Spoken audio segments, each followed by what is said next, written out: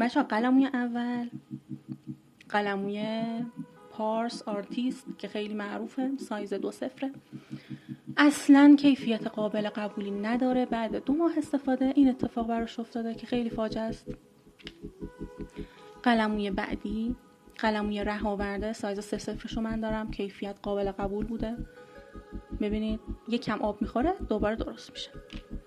قلموی بعدی قلموی بچه‌ها خرم، خیلی خنده داره، اصلا افتضاح. الان به اسم قلموی گیردمن اینو خریدم، تازه یک کمم که حالت داره.